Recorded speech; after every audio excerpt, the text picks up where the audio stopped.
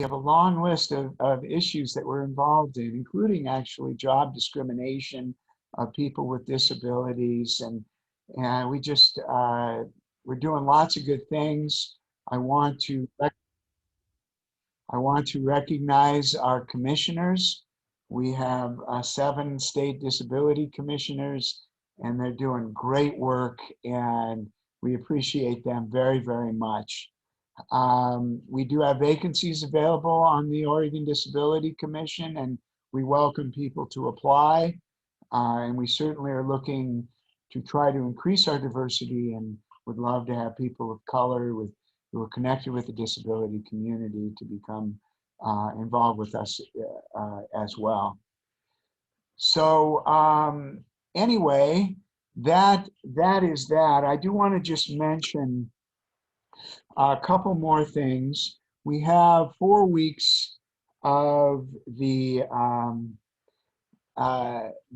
we have 4 weeks of this wonderful series. This is our 2nd week, and so for the next 2 weeks, next week we're going to be talking about equity and intersectionality, social construction of disability and disability justice, and then on the 27th, inclusive emergency planning and COVID-19 equity. So anyway, I hope people join in. These sessions have been great, and there's so much we're learning. I want to thank our staff, Joseph in particular, for his great coordination. I want to thank our committee.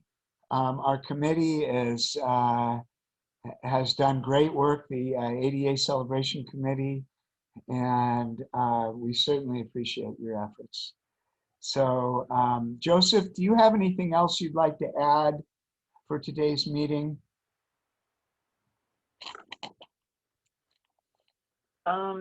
Just maybe real quick, a welcome to everyone, and we definitely appreciate you coming out and not only supporting Oregon Disability Commission and Northwest ADA Center in this event, but our presenters and also you, the audience, and just being here and learning and being able to take what you learn from here and share that with your networks and your community is the way that we can furthermore promote people with disabilities and definitely the achievements and accomplishments of the ADA. So thank you for being here. Okay, well, thank you, Joseph. We appreciate everything you do. Joseph was a renowned advocate, disability advocate, before he is doing the wonderful work he's been doing for many years with APD. But great to have you, Joseph. And Ryan Kibbe, of course, is our other staff member, and he does great work for us as well. So today, let's start our session. Great to have everybody here. Today's session is around behavioral health. Behavioral health, meaning mental health and addiction issues for people with disabilities. We are honored to have with us on our panel, as well as myself, and I'll introduce myself in a moment. But we are honored to have Russell Lehman, who is a renowned motivational speaker and disability advocate, and has placed strong emphasis around emotional issues for people with disabilities. And we appreciate that he's here today.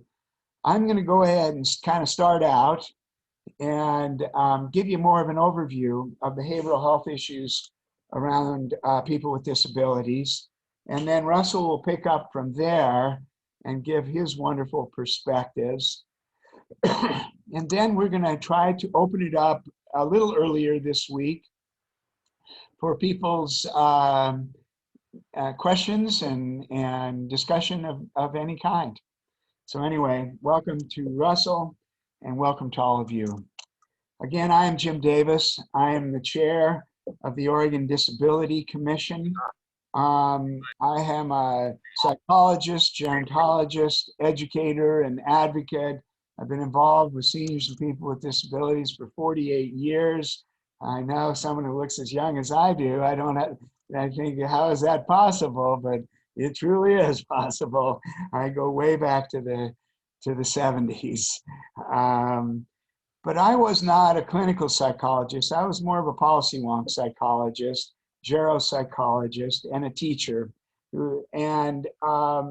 I started out as the gerontologist for the Oregon Mental Health Division back in the 70s, and had working on senior disability behavioral health ever since.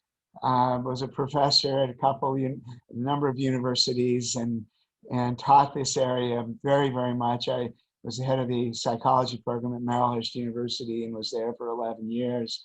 So I've been working hard on this, and up through the 2000s when I co-chaired with Senator Mona Sanderson, the legislative work group on seniors and people with disabilities and behavioral health and addictions around seniors and people with disabilities, which ultimately led to our state initiative, which I'll talk about in more detail later. But anyway, we're here today to discuss major factors and issues affecting our ability to reach out to people with disability who are dealing with mental health and addiction problems. The fact is, disability behavioral health has basically been ignored for years. And there's very little research around it. And until the initiative was founded and APD started some of their preventative mental health efforts in the field, there was really very little to respond to the mental health and addiction problems of people with disabilities. So I'm going to today look at some of those issues, kind of look at it in a progression. First of all, just looking at life transitions. The fact is, people with disabilities face many physical and lifestyle changes that accompany dealing with disabilities that can seriously affect their emotional health.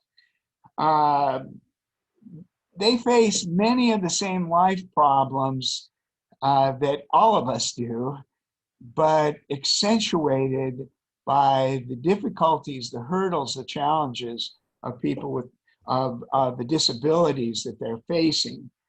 Some of the problems they face, problems with finances. There's people with disabilities, although in all income ranges, tend to be lower middle income ranges. And oftentimes people don't even have adequate money to deal with the disabilities they're facing, and they might not qualify for Medicaid, but yet still be struggling financially.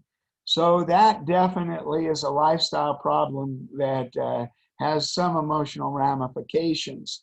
Changes in relationships is a big problem for people with disabilities as they undergo the strains, the changes of their disabilities, and dealing with caregivers and loved ones, and facing new roles and responsibilities. Couples must learn to live with disabilities and confront the hurdles. Those that are single must deal with those disabilities and maybe reestablish dating,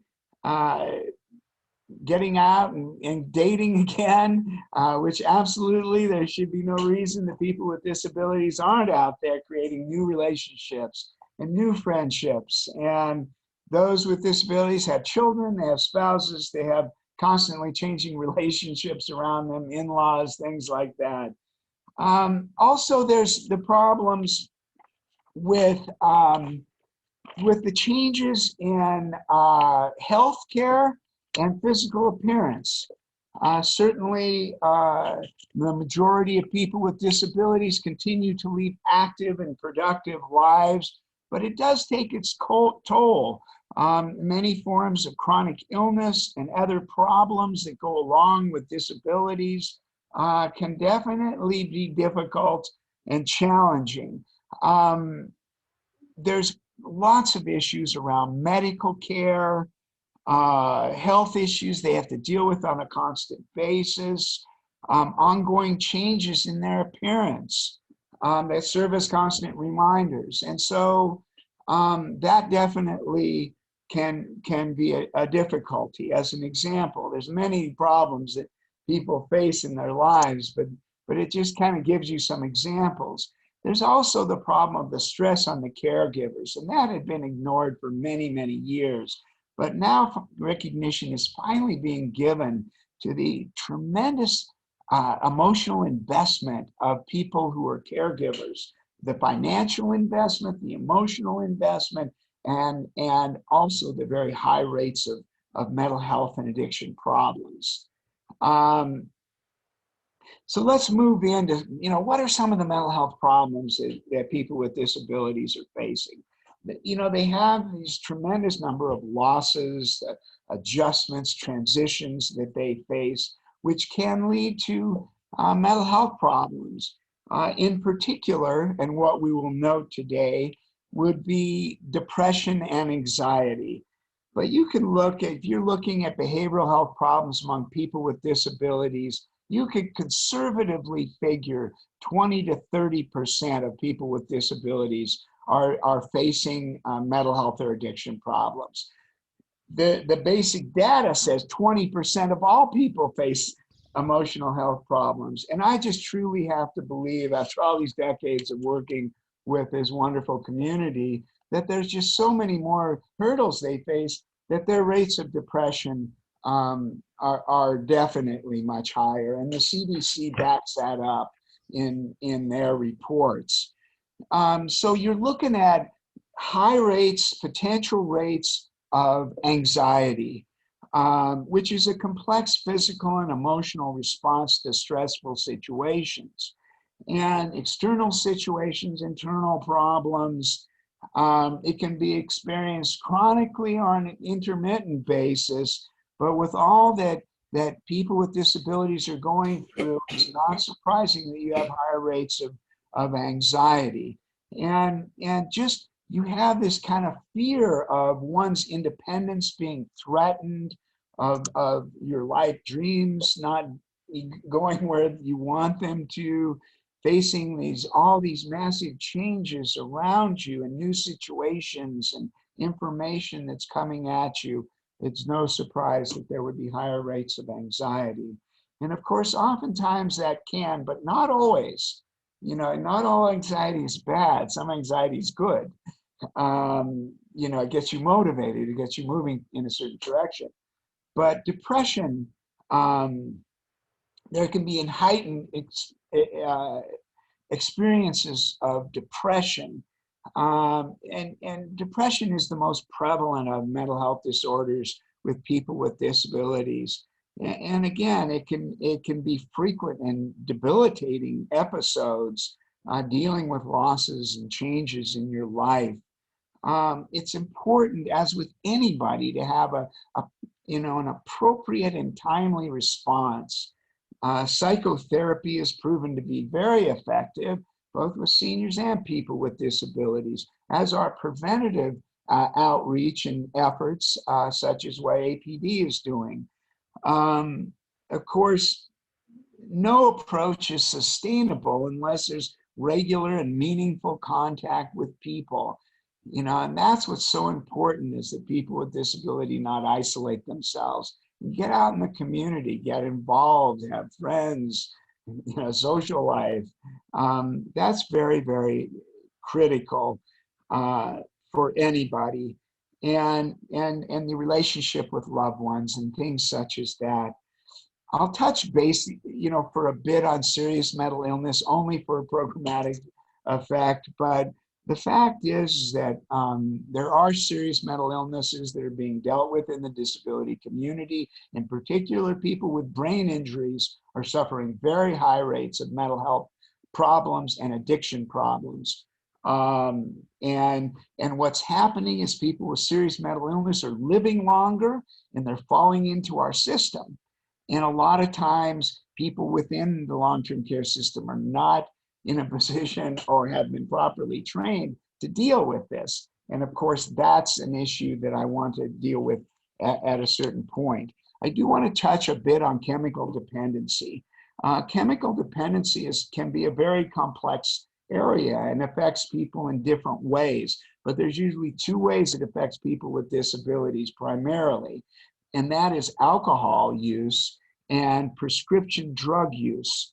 Um, Conservative estimates would have 10 to 15% of people with disabilities experiencing problems um, with alcohol and drug related problems. And that's not very far away from the data that would just be in the general population. So you figure it's probably higher than that. And a lot of times it's a dual diagnosis where there's both mental health problems and addiction problems combined, which complicates it all the more. Alcoholism and disability are oftentimes surrounded by stereotypes, and stigmas, and intolerance, and oftentimes underreported by clinicians and not understood by clinicians who are oftentimes not trained adequately to deal with people with disabilities. It's a big problem, and something needs to be done about that. But prescription drugs, like with seniors, you know, people with disabilities take higher levels of prescription drugs because they have higher levels of discomfort and pain and other problems.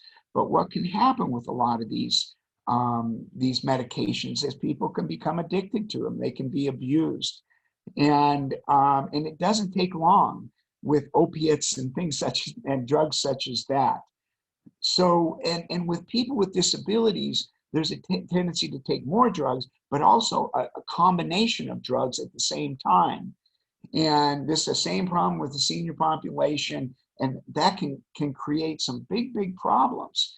And people are then given these drugs, and oftentimes they're not checking back in to see if they still necessarily need those drugs.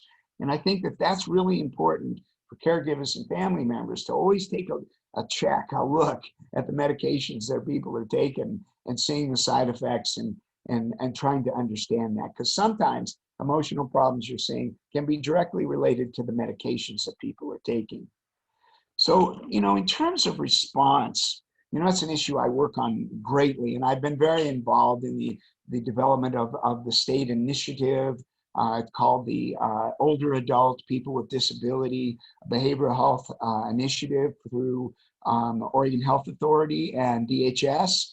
And it's starting to really reach out. We have 24 specialists out in the field that are really doing some great work. And there's some, through APD, some really good preventative programs that are reaching people with disabilities through the CILS in particular, Centers for Independent Living. I love them. And so, but there's continues to be great limitations. Even though community mental health programs are starting to reach out more to people with disabilities, the access is limited and oftentimes has been quite limited. There's a lack of publicly funded options for people with disabilities with behavioral health problems. And there just simply needs to be more resources. There needs to be more adequate staffing. There needs to be people trained better to deal with people with disabilities with emotional problems. It's a prevalent problem. We're beginning to deal with it in some really significant ways, but we have a heck of a long ways to go. In the private sector, you have psychologists, counselors, psychiatrists, clinical social workers, but most of them, I would venture to guess, have not been trained to deal with the problems faced by people with disabilities. And so that is a prevalent problem, trying to find someone who can relate to you. And it doesn't mean if they're not trained in disabilities, they can't relate to you and do good work for you. But then there's the issue of, you know, $100 an hour, $150 an hour. How can people afford that? Oftentimes health plans have more limited coverage. You hope that's not the case. Medicare has its limitations, which are outrageous, that licensed therapists can't even get reimbursed through Medicare. That's just an outrage and needs to be changed very, very quickly. And then you have the long-term. Hi, Jim. Sorry, I'm just letting you know we have a time check and it is 12:25. 12:25. Yeah, well, give me a few more minutes. I'm just going to go over a few more things. That's right. This is a lot of stuff to try to cover. But anyway, let me go over a few more minutes and I'll try to wrap on that. I don't want to talk too long. This is an area I can talk about for hours. Certainly there are problems within the long-term care facilities, trying to get them better able to deal with the problems they're seeing in those areas. We've certainly taken long, hard looks at primary care physicians. People with disabilities don't tend to turn to a psychologist, a psychiatrist. They more likely will turn to their primary care doctors. And what's been quite prevalent in this area, as well-meaning as primary care doctors are, that studies are showing that a majority are not able to respond to the mental health problems they're seeing in front of them. That a majority or beyond of visits have some relationship to mental health, and yet it's not being recognized and not being responded to. And just a few of the roadblocks that we might look at. We might look at the stigma that's attached to mental health, and especially within the disability community. Already there's a stigma of physical disability that could be prevalent. And then to have a mental health problem, I hear time and time again that I don't want to be labeled like that. And, it's a double whammy effect. And we're starting to see within younger people more of a willingness to accept a mental health situation.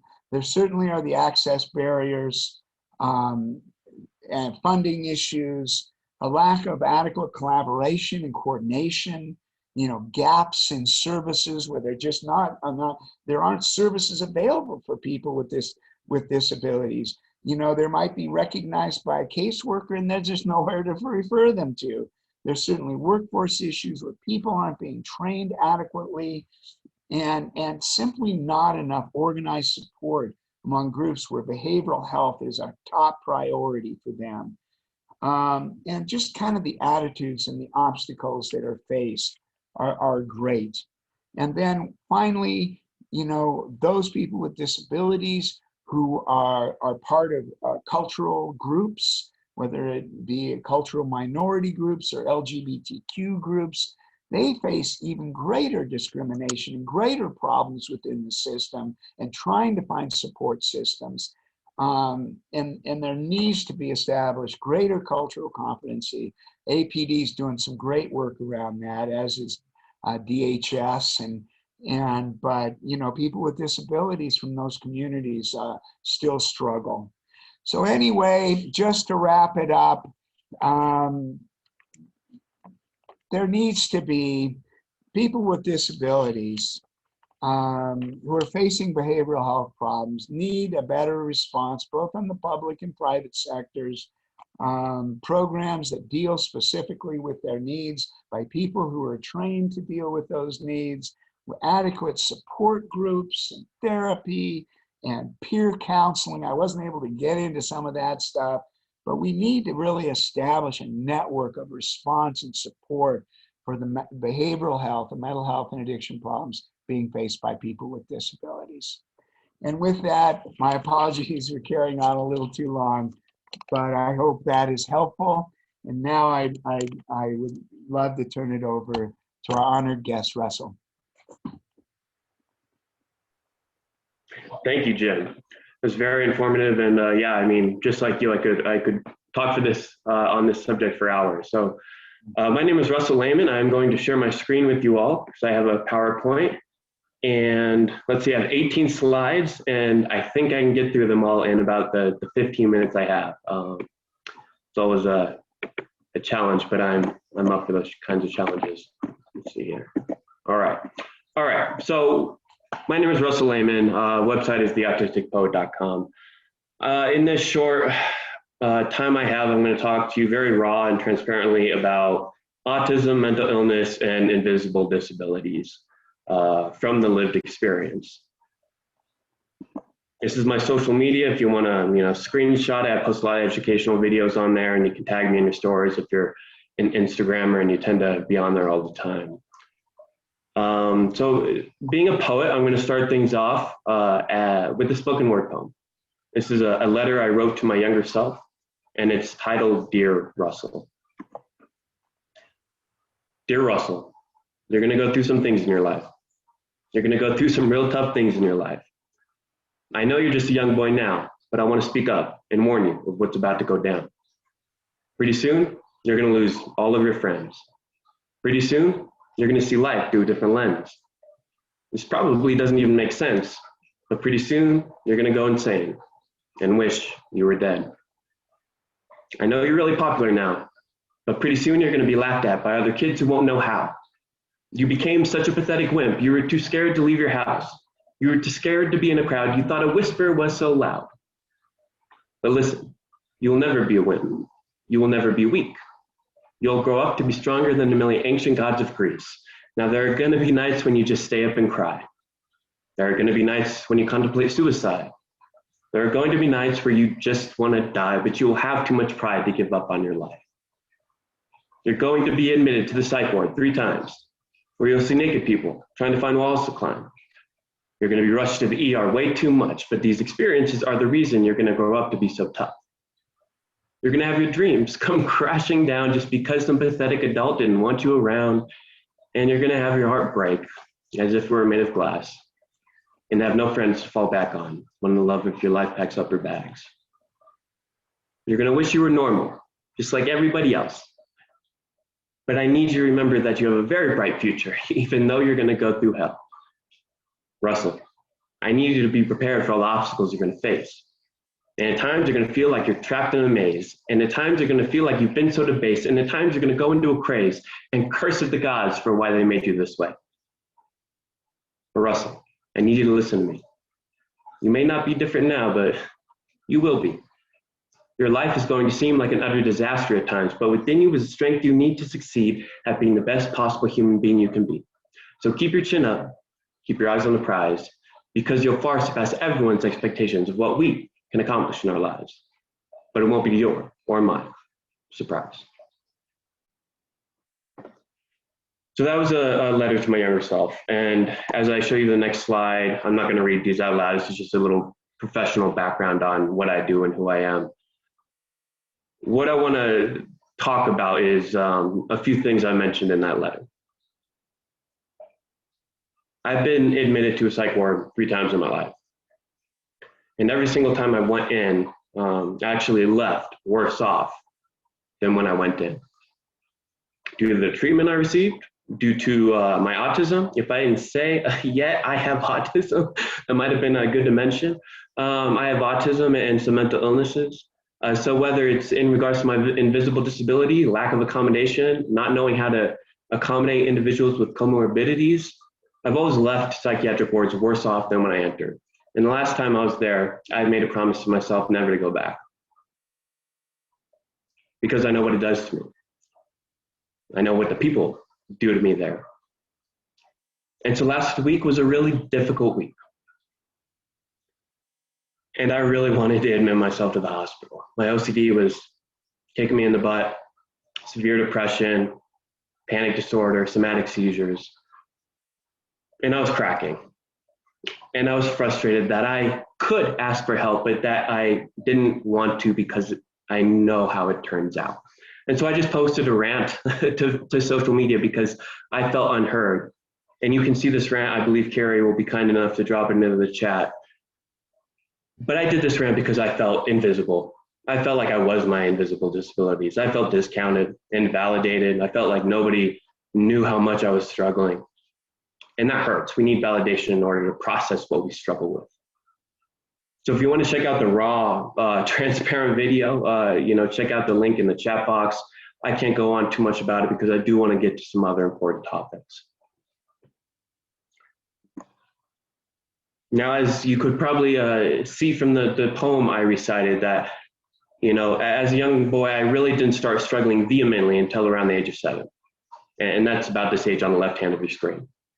And from the age of about 7 to dropping out of public school at age 11, and then 12 years, for the next 12 years, becoming a complete social outcast and societal recluse, I was at the age of 24 where I didn't know I was at a loss. I didn't know anybody. Nobody really knew who I was except my family. And I had no job, no girlfriend, living at home, on disability. All those things played into a factor of, is this my life? That existential question. And I knew it wasn't.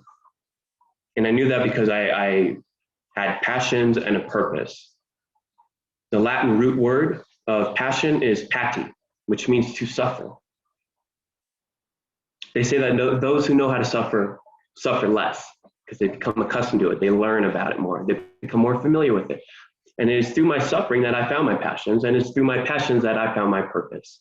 I would not be doing what I do today. I would not have transformed from that little boy on that left side of the screen to who I am today on the right, unless it wasn't for diving into my suffering, being curious about it, embracing it, finding my passions that I can hold on to during those dark times, and then turning those passions into purpose.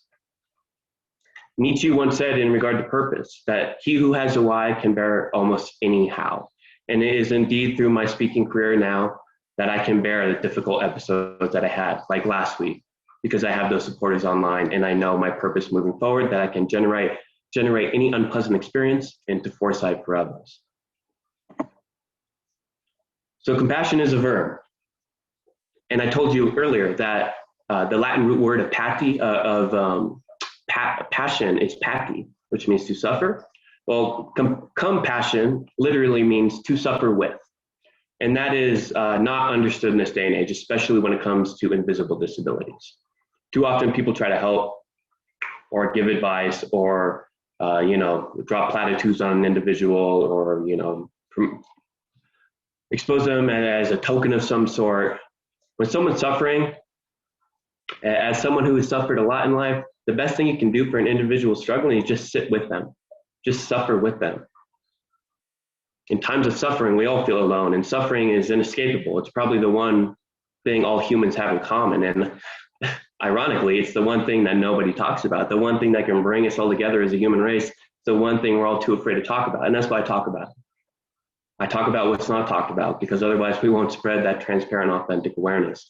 When it comes to compassion, it is a verb. We have to practice it. So even when I'm having one of my worst days, I always try to do a little thing, whether it's smiling to some stranger or just waving my hand to some guy driving next to me. It's the little things that create the ripple effects. Compassion is a verb. In regards to invisible disabilities, I oftentimes say what you do not see is much more important than what you do see. So this is what you do see, right? This is what you see here. And it looks like I'm, even when I give presentations, I seem pretty normal, but people don't see A, what's in here, and B, my life behind the scenes. You didn't see me yesterday when I had a breakdown during a board meeting. I had to disappear from the board meeting for an hour so I could just kind of curl into the fetal position in my bedroom. Nobody sees that. And, not that they need to, but we need to talk about it, right? And so oftentimes people take me at face value. Our eyes are our biggest visual sense, right? It's our biggest sense of all of our five senses. So what we see, our brain prioritizes. So I'm always seen as this. What you do not see is what's in my head. I have all these: severe OCD, bipolar type 2, developed a bout with anorexia. You can read them yourself. And I put them in a tangled highway because that's oftentimes how my brain feels, dealing with a neurological disorder such as autism and then mental illnesses on top of that. So this is what you do not see. And that is more important. And we also do not see context behind a behavior, the reason behind a behavior. We often take behaviors at face value and therefore talk to an individual or react in a certain way, not knowing what we're not seeing. The key to growth is being aware that we are ignorant. We are ignorant creatures. And when you are unaware of your ignorance, that turns to arrogance. And that is the biggest detrimental aspect of the lack of compassion, is people being in this field, treating individuals thinking they know everything, when we will never know anything other than our own personal experience of life. That's it. So think about what you're not seeing, think about what you do not know, and how can you be a little bit more curious as to what your eyes are presenting you with, because there's a lot more than just what you're seeing. So a brief exercise, would be this. A horse is tied to a 2-foot rope, and there is a bale of hay 15 feet away from him. yet the horse is able to eat from the bale of hay. Well, how? Well, it's because of something you are not seeing. You see here that the horse is tied to a rope, but what you did not see is that the rope is not even tied to the bar. It's loosely wrapped around it. The horse walks away and is therefore able to eat from the bale of hay 15 feet away. So what looks like an impossibility is actually very possible just because of what we are not seeing, right? Now, I would encourage you all to screenshot this because, again, I have limited time. But this is how you can support individuals with invisible disabilities. Gauge your body language, regular check-ins. Do not take a behavior at face value. It is a byproduct of an emotion. An emotion is a byproduct of a thought. And mindfulness meditation has been very helpful in me controlling and detaching from my thoughts and therefore not experiencing all the emotional turmoil. Take every opportunity to enter their world. And again, simplest actions mean the most. Just be kind. That's all anybody struggling with mental health, mental illness asks for is some kindness. So take a screenshot of that. This will probably be available to you that Carrot can maybe email you after the presentation too, so you don't have to feel like you have to screenshot in a hurried manner. And then initiating vulnerable and sensitive dialogue. Again, no complex questions. Take the initiative to be vulnerable first so you can foster a connection and gain some trust. And you don't have to act. Again, people struggling with invisible disabilities, we don't get that validation because they're invisible. We just want to be heard. We want to be seen. So it's not that difficult. You don't have to feel like you have to fix anything. Just simply listen. And then the last two, which you can, again, generate into your own practices. Subjective versus objective. That's very important in the mental health care, behavioral health care field is, like this quote says, we don't see things as they are, we see them as we are. And oftentimes the most trauma that has been inflicted upon me, whether by teachers, whether by doctors, whether by basketball coaches, whether by a peer, it is always because they are interpreting what they see from me in their own manner. They are very subjective. And if you want to get really into the weeds about it, there is no such thing as objectivity because we all live in the center of our own universe and we'll always have our own opinions about everything. So if you want to get nuanced and philosophical, objectiveness is not possible. So we have to realize that what we are seeing is not what the other person is seeing. And that's why we have to listen. We have to enter their world, all right? We do not see things as they are, rather we see them as we are. And that goes right into you taking care of yourself too, because if you're gonna help others, you gotta be in the right frame of mind too. So please take care of yourselves. Because if you don't, that has a ripple effect. And when you hurt somebody, whether intentionally or unintentionally, you're not just hurting them in that moment. Take it from me, they carry that hurt for the rest of their lives. So please take care of yourself so you can take care of people like me. Maybe the 4 sweetest words that you can ask somebody when they're struggling. How can I help? And they don't even have to answer. But the individual just hearing you say that, even if they don't tell you, let me tell you for them, it means the world to them. How can I help? And I'm going to wrap it up in 2 minutes so we can have some time for Q&A. I just want to give a shout out to this woman, my mom. She's my idol, my hero, my mentor, my role model. I would not be alive today if it wasn't for her. She fought for me when no one else did, when I was too weak to fight for myself. She sought help everywhere, and dead end after dead end after dead end, she never gave up. She instilled in me a purpose that I can't give up because of her never giving up. I can't let everything that she did, all that effort and love she put in to go to waste. I gotta carry that forward. And again, she never does anything exorbitant. She never does anything fancy. It's the simple things. A hug, shoulder to cry on, and I love you. And Russell, you're doing just fine. You're trying your best. It's okay. Those things mean the world, and oftentimes they're so simple we forget about them. So ask yourself, what could you be doing that is so simple you might be forgetting about? And to wrap it up, I'm a big fan of Eastern thought, Eastern philosophy, and I love Taoism because I firmly believe nature has a lot to teach us. And Lao Tzu, the founder of Taoism, once said, "In the world, there is nothing more submissive and weak than water. Yet for attacking that which is hard and strong, nothing can surpass it." And resiliency, water is key to water's power, is resilience.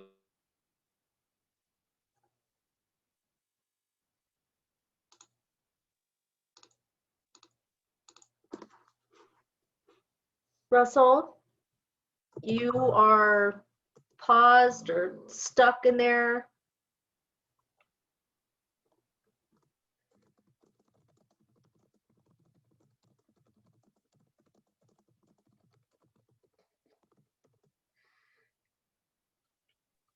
Okay, we're gonna wait for him to come back online. I think he's gonna sign out and sign back in, hopefully.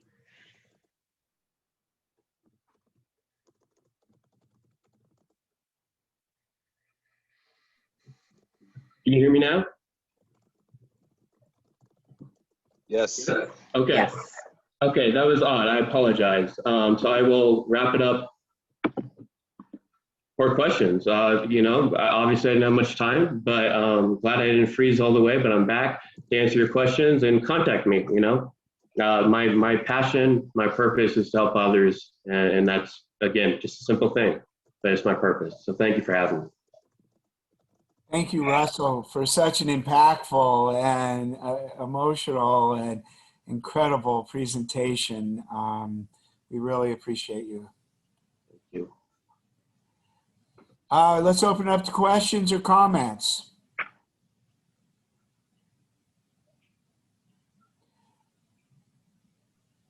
We had some questions in the chat, but I also want to make sure that the interpreter can be seen right now, as I have a message here from Barbara that says she can't see them.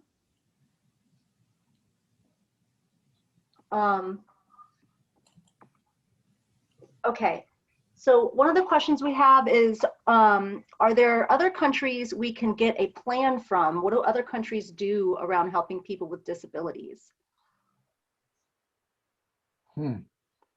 That's an excellent question. And at this point, I can't answer it, but I would love to research it out and see what other countries are doing that are exemplary and what we might use as models.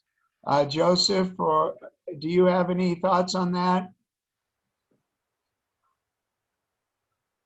No, I don't. I definitely agree with you, though. It's something I believe ODC could definitely research if y'all are interested, and we can look up, what's out there and compare it to what Oregon is doing and kind of explore it in that option. That's great. Russell, do you want to comment to that? Yeah, I'll chime in. I've had the privilege of speaking in 3 other countries and reading a lot of what they do over in Europe, and it's all about person-centered practices and trauma-informed care, right? It's about being a decent person, and unfortunately, the U.S. is very far behind in that regard. Other countries are using us as an example of a bad example, so they're ahead of the game in that regard. And whether you want to talk about prison reform, which is a huge, influx of people going in with mental problem and illnesses, coming out with worse mental illnesses into society, and then having kids. We have so much that we need to change structurally within our society in order to become within the complete antithesis, unfortunately, of what we are now. And the one thing I like about America is no matter what deficits we have as a country, there is always that potential. We just need to come together and really take this seriously. And for some reason, it is still not there yet. Thank you. Yeah, hi, this is Tony Ellis, and to piggyback on Joseph's comment too, there is in Galway, Ireland, every year there's a disability law and policy school that's a week long, and I attended that 3 years ago, and there was just over 300 people from 52 different countries that came together. And so there's a lot of really great resources there. Folks that you can reach out to, go onto their website and see what's happening, in different countries also. Cool. Very good. Thank you. This is Carrie. I'm going to go ahead and share the poll while we continue to do questions and answers. The next question was for Russell. It was, what was the line about knowing the why and why you can? I'm not sure if that was answered in the chat or not. Yeah, the line was Friedrich Nietzsche, I believe is what you're referring to. The quote is, "He who has a why can bear almost any how." Nietzsche is a big fan of existential suffering, as am I. And it is through our suffering that our character shines brighter. And that, again, we can find that purpose. But too often we're all of us, including myself, are too afraid to enter that realm of deep suffering. Thank you. One more question that I have, and then we can get to the people that are raising their hands. This is another question from the chat. Russell, what was critical in your childhood to become who you are now? I think, my family. If I'm just going to kind of be generic, I think my mom always took the time to listen. And sure, with my struggles, the family dynamic was ruptured many times over and over. But I always knew that, my mom saw my potential. She believed in me before I believed in me. And I say belief is contagious.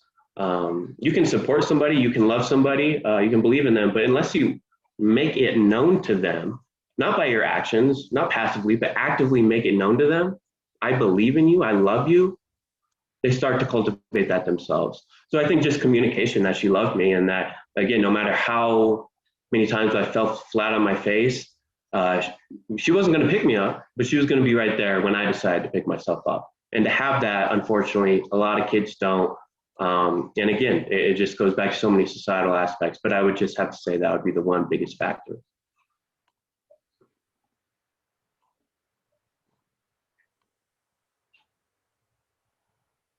Okay. Are there any other questions or comments? I would like to respond to one question from the chat while we're just sitting there. There was a discussion of why isn't, in my presentation, why wasn't I discussing mental health as a disability? And I just wanted to explain that I do see mental health as a disability, certainly as an important disability that we need to respond to, particularly those with chronic mental health problems. But what I was referring to more so were mental health and addiction problems being experienced by people with disability, and more so on the preventable stage, not dealing as much with the more serious mental health problems, but dealing with community response to mostly preventative mental health problems like depression and anxiety. But certainly I would recognize mental health as a disability. Yeah, and I'll just kind of jump on that really quick. I'm all about, the ambiguities behind mental states, I guess. And everybody struggles with their mental health, right? But not everybody has a mental illness, right? We also, grief is a form of struggling with their mental health, right? So individuals with disabilities are more likely to have more struggles with their mental health. There's that aspect. But then there's also individuals with disabilities who have a comorbidity of mental illness as well. So, just to kind of get nuance and give you a broader perspective of what we're talking about. Thank you. This is, I don't know if you're taking questions or comments. Yes, go ahead, Cheryl. Okay, thank you. I'm Cheryl Kennedy, and I'm the chairwoman of the Confederated Tribes of Grand Ronde. And I just want to thank you for the presentation, Mr. Lehman. It's very heartfelt. And I know that you're going to get through life and to be on your journey here. Thank you for sharing, and for Mr. Davis in your opening remarks. My tribe is the largest tribe in Oregon. And I know that for all of the heart that we feel, as well as the kindness that we generate towards, in particular, I'm talking about our members now who are members of the tribe. funding is at the heart of all of this. In order to have the homes, and I'll use this example, the Confederated Tribes being the largest tribe, nearly 6,000 members, we have 250 homes here at Grand Ronde. And so when you think about that, the homeless level is astronomical. For our members who are disabled and have a mental health disorder, there are no services. I will just say that emphatically. No services in Oregon. Our clinic has tried to work through the crisis centers in Salem, which is the closest hospital setting to us. You cannot get them in there. You just, and I hear you're saying that that's not a good place, but when someone is running in the street and cutting into traffic, running in and out, and your police don't do anything, and your aged grandparents are trying to stop you and catch you from killing yourself, there's no help. And so those that have the disability of mental health issues, again, I believe this whole conference is about what are we going to do as far as Oregon? Well, number one, we have to look at funding. We have to look at housing. We have to look at basics of life, food, shelter, clothing, a safe place. In Oregon, maybe in the metro centers, you have those services. In rural Oregon, you have none. And so I served on the Behavioral Health Council for the state of Oregon. People with disabilities was not even talked about in that group. I raised it as an issue. That mental illness, there are a lot of people who have that disability. So even in the powers that be in the political structure, it's like close your eyes that people have these kind of problems. So if you don't look at them, you don't have to spend any of the state's funds on the people who need it most.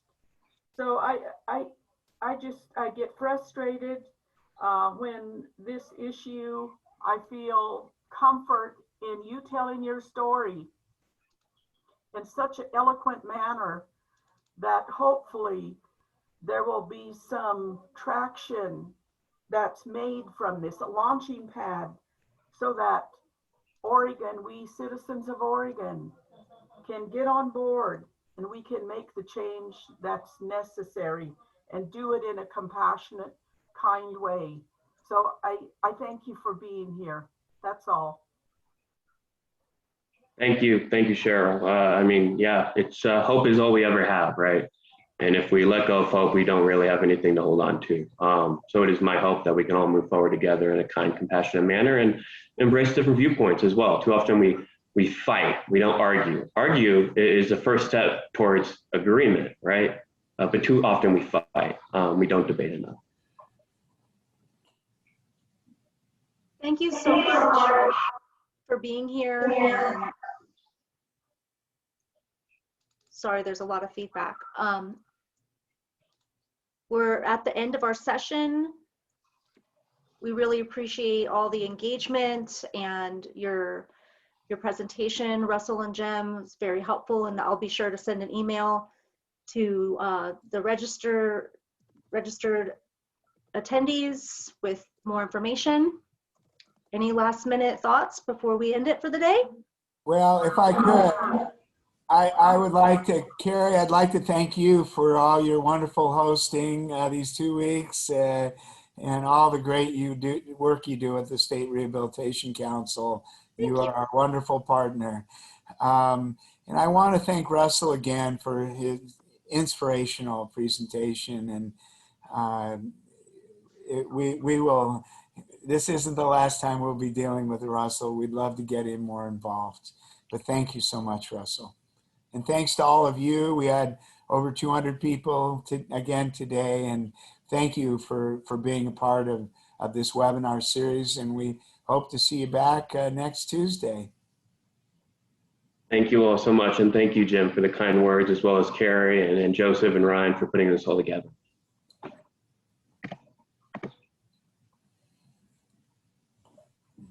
All right, everybody have a great day. We'll see you next week. Thank you.